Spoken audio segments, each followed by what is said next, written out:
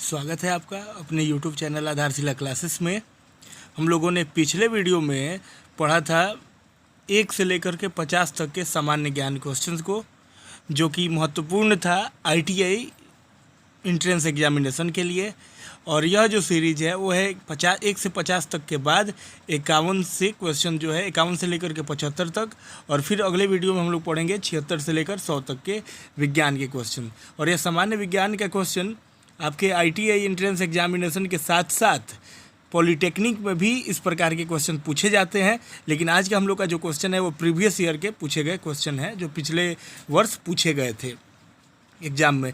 बहुत ही महत्वपूर्ण है। पहला सवाल 51 नंबर क्वेश्चन, कार्बन का शुद्ध रूप क्या है? तो कार्बन का शुद्ध रूप आप लोग के भी ध्यान में होगा। ऑप्शन दिया है हीरा, ग्रेफाइट, चारकोल और फ्लोरीन। हमारा आंसर हो जाएगा हीरा।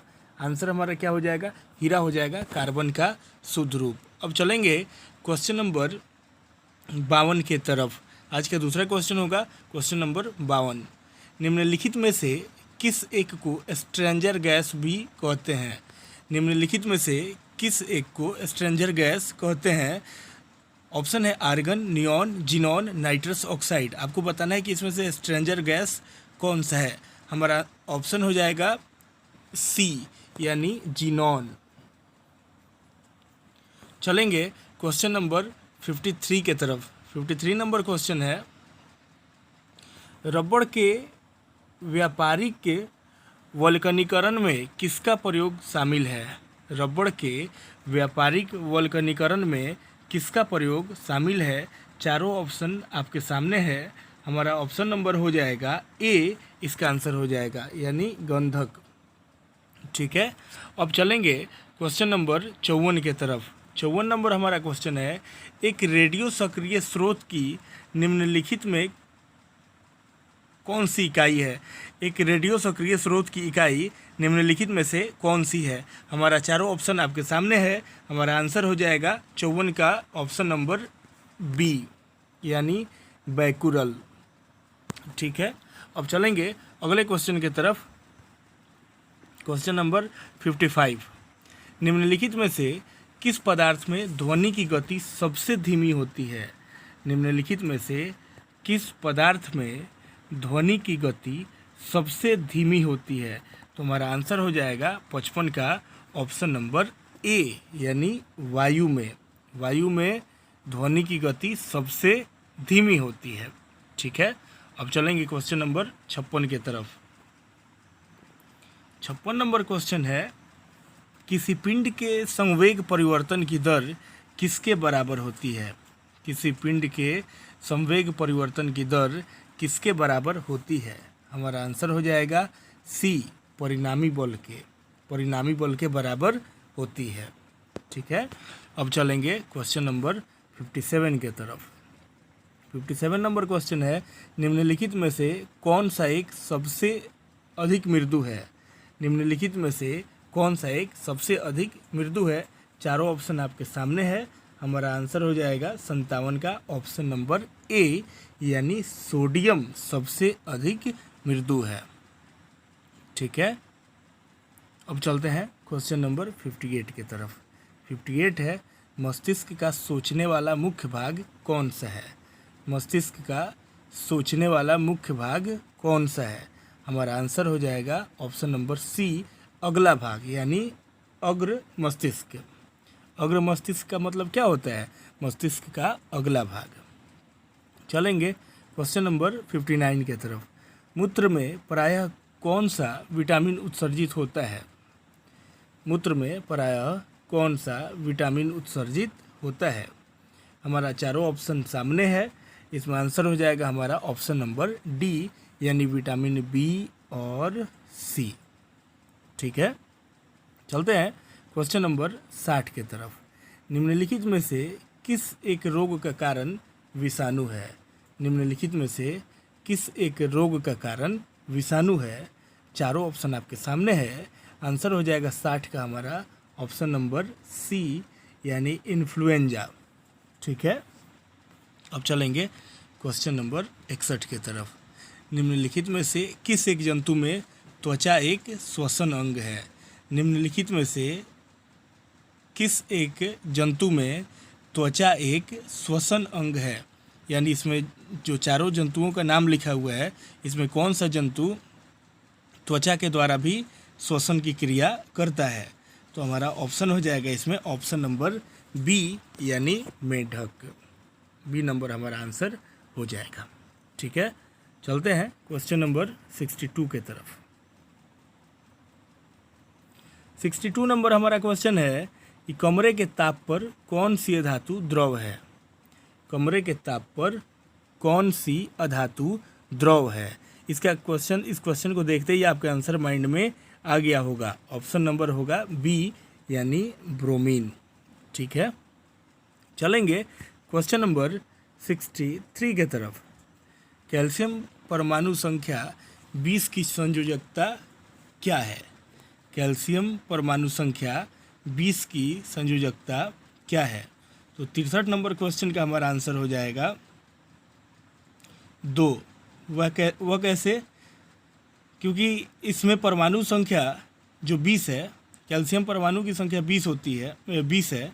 इसका इलेक्ट्रॉनिक विन्यास 282 के रूप में होता है, और 282 के रूप में होने के कारण, जैसे 282 के रूप में अगर होता है और लास्ट में अगर यहाँ पे 2 आता है, तो यहाँ पे हमारा क्या हो जाएगा, बाह्यतम कक्षा में 2 इलेक्ट्रॉन, और जिसके कारण इलेक्ट्रॉन की संख्या जो होती है उसके इसी की संयोजकता ही होती है।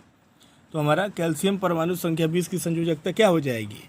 2, यानी ऑप्शन नंबर हमारा हो जाएगा बी, आंसर हो जाएगा। ठीक है, अब चलते हैं क्वेश्चन नंबर 64 के तरफ। 64 नंबर हमारा क्वेश्चन है, शुद्ध जल का पीएच मान होता है कितना? यानी शुद्ध जल का पीएच मान कितना होता है? तो हमारा आंसर हो जाएगा सी, शुद्ध जल का पीएच मान कितना होता है? 7। ठीक है, अब चलते हैं क्वेश्चन नंबर 65 की तरफ। ध्यान रखिएगा ये शुद्ध जल के बारे में, ये जो 7 से कम होता है ना, तो जब पीएच मान 7 से कम होता है तो अम्लीयता बढ़ती है, और 7 से अधिक होता है तो क्षारीयता बढ़ती है। अब चलेंगे क्वेश्चन नंबर 65 की तरफ। 65 नंबर हमारा क्वेश्चन है, खाने के सोडे का रासायनिक सूत्र क्या है? खाने के सोडे का रासायनिक सूत्र क्या है? चारों ऑप्शन आपके सामने है। हमारा 65 का ऑप्शन नंबर हो जाएगा बी, यानी NaHCO3।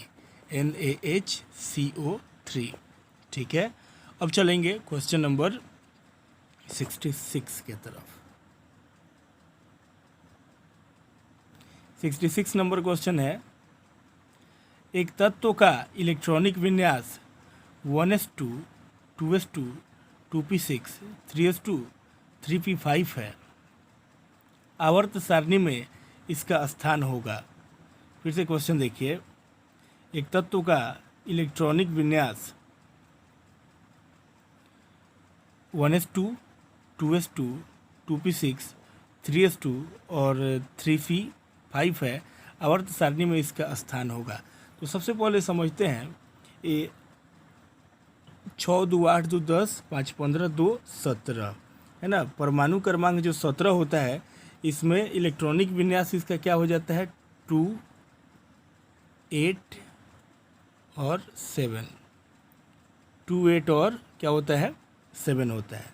ठीक है, तो इस तत्व की जो तीसरी कक्षा में कितने इलेक्ट्रॉन है? 7 इलेक्ट्रॉन है। इस तत्व की तीसरी कक्षा में 7 इलेक्ट्रॉन है। अतः यह 7वें वर्ग के तृतीय आवर्त का तत्व है, यानी 7A का तृतीय हो जाएगा। यानी ऑप्शन हमारा हो जाएगा, ऑप्शन नंबर हमारा कितना हो जाएगा इसमें?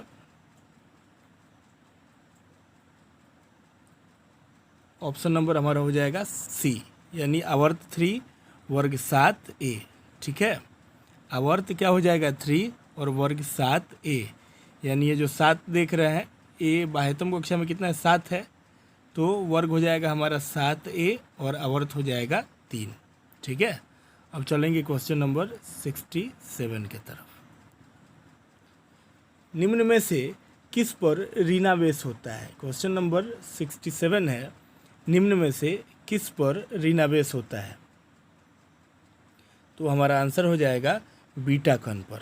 आंसर हमारा क्या हो जाएगा? बीटा कण पर। ठीक है, यानी ऑप्शन नंबर बी। अब चलेंगे क्वेश्चन नंबर नेक्स्ट पे। हमारा क्वेश्चन नंबर नेक्स्ट है 68 नंबर क्वेश्चन। पॉलीथीन किस यौगिक का बहुलक है? पॉलीथीन किस यौगिक का बहुलक है? ऑप्शन चारों आपके सामने है। हमारा आंसर हो जाएगा सी नंबर, यानी एथीन का। ठीक है, चलिए सारे क्वेश्चन उम्मीद करते हैं आप लोग याद करते चल रहे हैं, और इसको एक जगह नोट करके भी याद कर सकते हैं या वीडियो को रिपीट करके भी याद कर सकते हैं।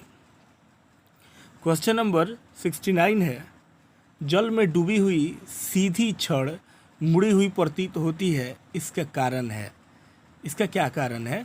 जल में डूबी हुई सीधी छड़ मुड़ी हुई प्रतीत होती है, इसका क्या कारण है? तो इसका आंसर हमारा क्या हो जाएगा 69 नंबर क्वेश्चन का? इसका कारण होगा अपवर्तन। याद आ रहा है ना, आप लोग पढ़े थे क्लास 10th में। चलिए क्वेश्चन नंबर चलते हैं 70 पे।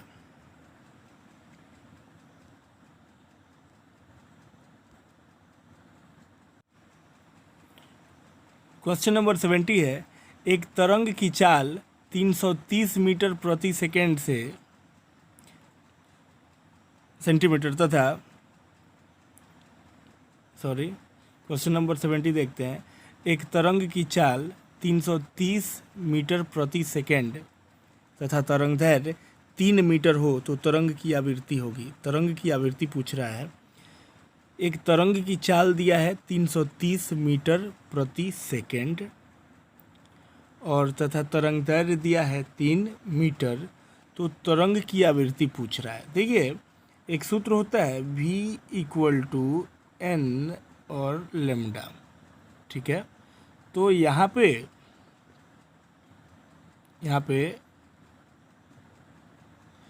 n = क्या हो जाएगा? यहाँ पे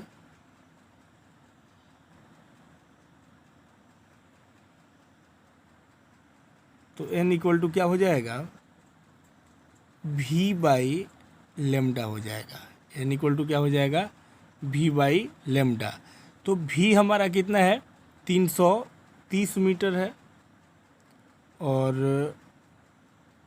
लेम्डा कितना है?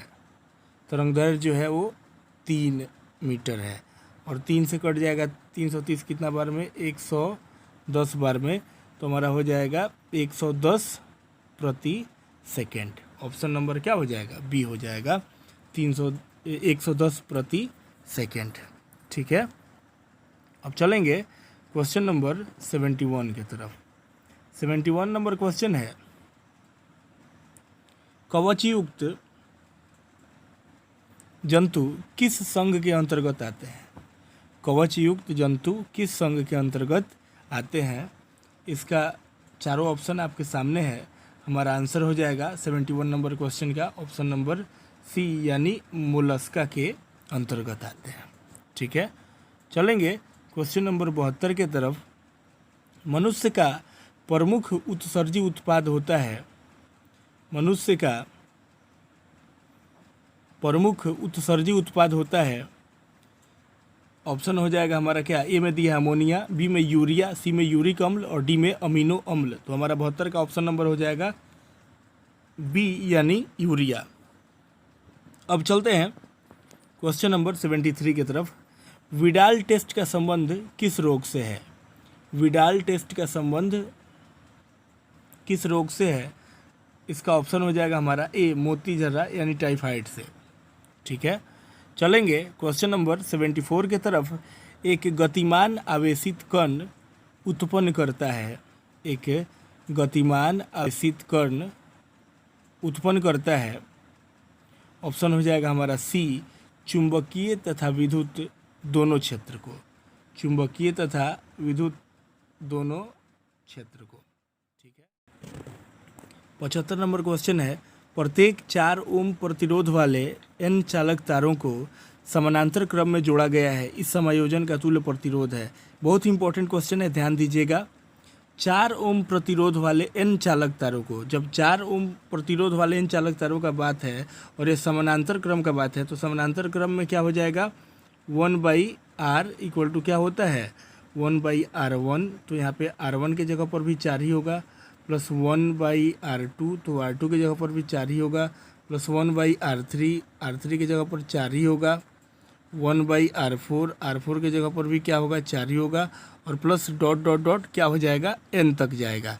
तो अब देखिए यहाँ पे 1/r और इक्वल टू जो 4 ठो लगातार नीचे 4 है उस सभी 4 का एलसीएम क्या हो जाएगा 4 हो जाएगा, और प्लस ऊपर क्या हो जाएगा जब बटा का जोड़ करेंगे तो 1 + 1 + 1 + 1 प्लस क्या हो जाएगा डॉट डॉट डॉट आपका कहाँ तक जाएगा n तक जाएगा।